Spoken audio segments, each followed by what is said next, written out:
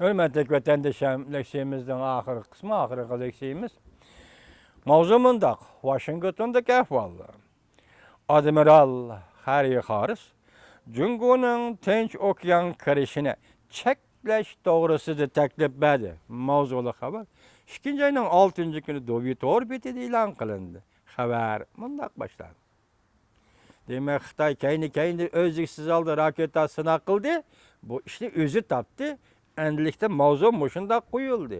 Admiral Harry Harris, Cungo'nun Tinch Okyan'a kirişini çekleş doğrusu teklif verdi.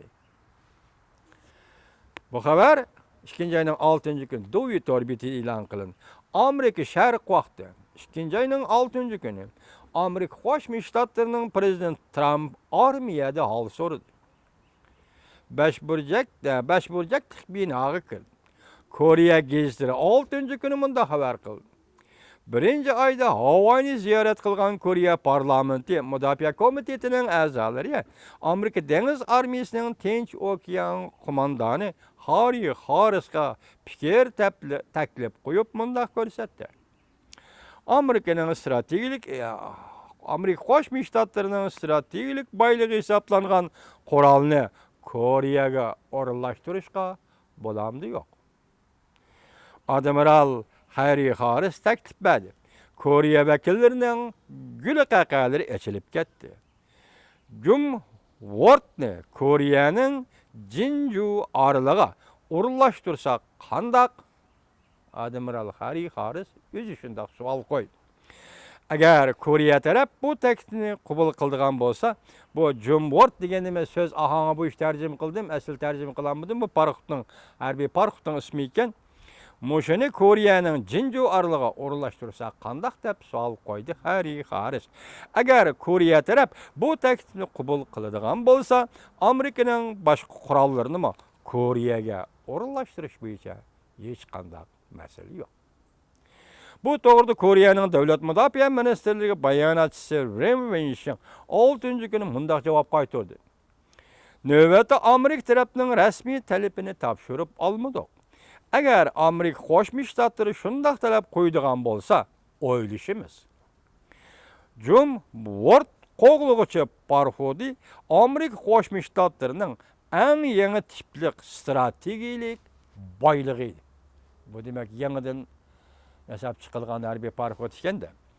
Mayli doimlik o'rinlashtirish bo'lsin, mayli davriy xarakterlik o'rinlashtirish bo'lsin, Koreyaning rad qilish asosi yo'q. Xabarda mundaq ko'rsatildi.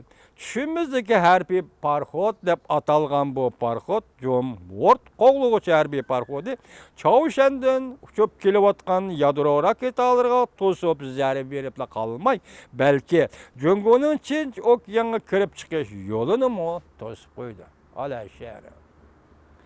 Agar bu raketani sistemasining yoki bu parxodni Chovshan Koreyaga Jinju orliq o'rinlashtirsak, o Chovshan tarafdan kelayotgan yadrolik raketalarning uchib kelishini to'sib zarba berib qolmay deydi.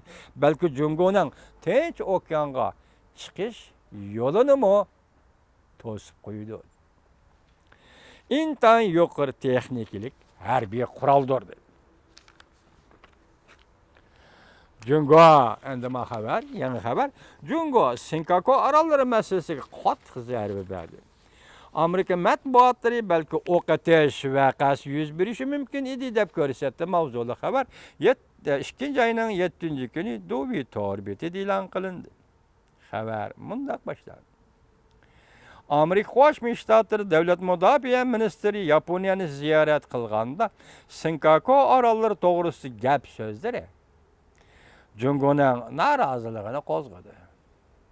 O Yaponiyadagi ziyoratni oxirlashgandan keyin Sinkako taqim orollari atrofiga bosib kirdi. Ya'ni Amerika Qo'shma Shtatlarining davlat mudofaa ministri James Mattis Yaponiyadagi ziyoratni oxirlashtirib qaytib kelgandan keyin Jungoning saqchi parxodlari Sinkako dengiz sahiliga yoki dengiz territoriyasiga bosib kirdi. Amerika mutaxassislari mundaq hisobladi. Bu intayin xatarlik, o'q atib, voqea chiqarish qilib keladi deb ko'rsatdi. Amerika qismliq televiziya CNN 2 ayning 7 kuni xabar e'lon qilib bunda ko'rsatdi. Hawaii Tinch okean universitetining professori Amerika Tinch okean qo'mondonlik o'rni birlashma axborot markazining sobiq mudiri Karel Skoster bunda ko'rsatdi. Bu bir signal. Ya'ni Jungo qo'rqmaydi demakchi. O'xshashla Prezident Trump hukumatini bir chekib beqish. Bu uni qandoq javob qaytardi deb sinab beqish. Amerika Qo'shma Shtatlari Hawaii G'arbiy Sharq markazi Osiyo ishlari bexatarlik masalasi tadqiqotchisi Denni Roy bunda ko'rsatdi. Jungo harbiy parxodlarining talash tortish bo'layotgan dengiz yuzidagi faoliyatlari o'q etish voqeasi keltirib chiqarishi mumkin. Ikki taraf harbiy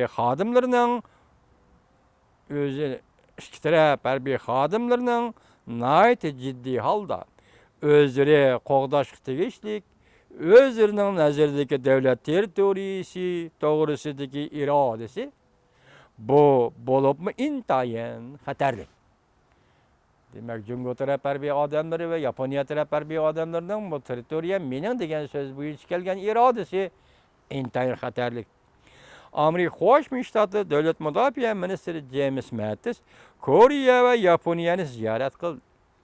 Yaponiya ziyorat qilganda Senkaku taqim orollari to'g'ri so'zlagan so'zlari Jungoni norozi qildi. Jungo bundan norozi bo'ldi.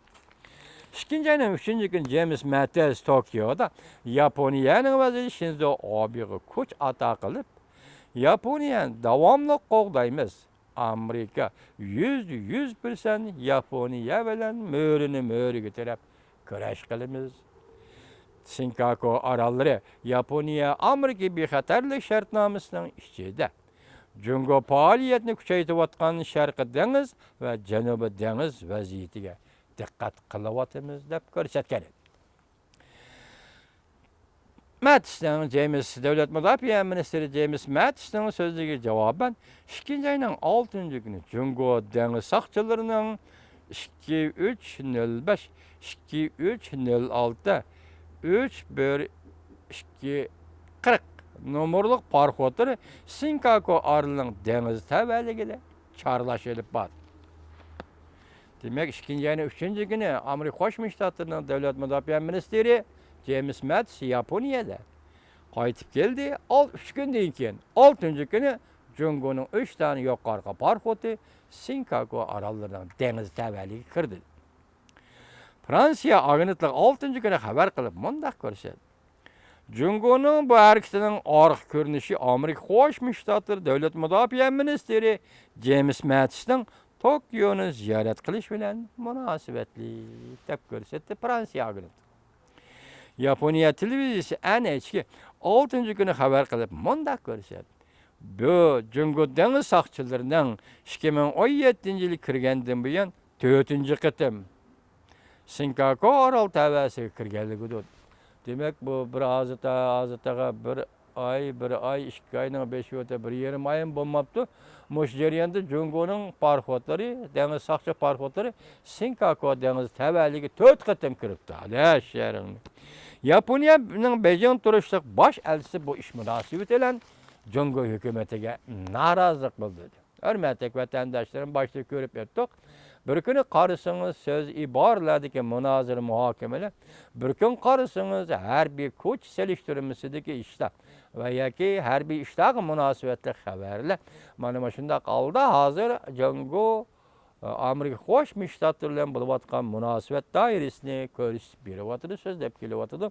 Biz boshda aytdik, bu hayron qoldigan yerimiz haliqi bank boshlig'ining Jang Yellin degan bank boshlig'ining agar Rossiya Amerika Qo'shma Shtatlari bilan birlashib Jungoni halok qiladigan bo'lsa, vaqti o'zim halok bo'ladi dedi. Endi bu munosabatning qaysi darajaga berib qolganligini siz bilan biz bilmaymiz. Xuddi ayni chaqda Wang Mao Xanzulardan Uyg'urlar ayrilanmaydi, Uyg'urlardan Xanzular ayrilanmaydi degandek bir gap. Nimish ayrilanmaydi deb savol qo'ydigan jur'at qilib odam chiqmagan edi shu vaqtda, chunki inson mustabid tuzumda shunday yashaydigan gap edi. Endi bugun bu yerda bu bank boshlig'i nima deydi? Agar Amerika Qo'shma Shtatlari bilan Rossiya Federatsiyasi birlashib Jungoni halok qiladigan bo'lsa, u vaqtda Rossiya Federatsiyasi o'zi halok bo'ladi. Buning asosi nimada? Sabablari nimada? Mantiqli yoki logikalik asoslari nimada? Xalqaro siyosat asoslari nimada? Jungoning axloqiy yoki mizoni siyosat ko'z qarashi bo'yicha u birlashib Jungoni halok qilsa, Rossiya Federatsiyasi o'zi halok bo'ladi degani zoti nimada? Gapni bunda qarisiga so'zlashning o'zi keyin junguliqlarni avar qiladi-ku deyman. Mayli, unda qo'si o'zi so'zlasin. Biz buning yuqoriga baho berdik va shundaqlar yetarli savol qo'ydik. Buningga javob ola olmaymiz, ammo vatandoshlarımızın tasavvuriga ilib, o'ylanib ko'rishini umid qilamiz.